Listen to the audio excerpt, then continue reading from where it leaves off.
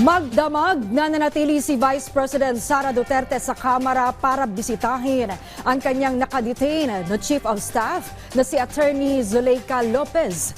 Yan ang ulat ni Melalis Moras.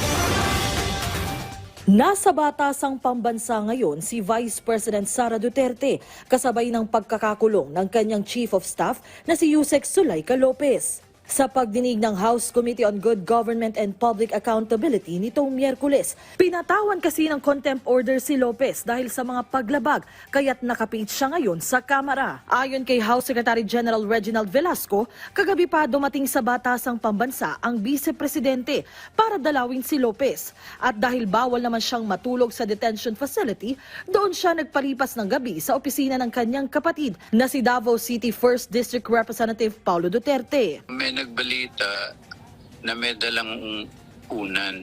Actually, may intention siya to visit her regularly. No?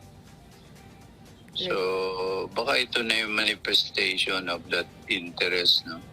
Na mabisita si Chief of Staff Attorney Lopez on a regular basis. Magtatagal sa piitan ng Kamara si Lopez hanggang sa Lunes, November 25, na siya ring petsa ng susunod na pagdinig ng House panel. Una nang hinamon ni House Speaker Martin Romualdez ang Vice Presidente na humarap na lang sa pagdinig ng komite at magpaliwanag na ukol sa isyu ng umunoy maling paggamit ng kanyang pondo. Yan ay para hindi na rin madamay pa ang iba niyang tauhan na wala namang kinalaman. Di dapat na siya sumipot at mag-oath at magsalita at mag-explika kasi lahat ng mga opisyalis niya siya lang yata may alam kung ano nangyari dyan sa mga pondo kaya dapat siya lang mag-explika. Huwag na lang niyang bigay sa mga officials ng OVP o sa DepEd. Siya na lang magsalita. Ang iba pang kongresista sang-ayon din dito.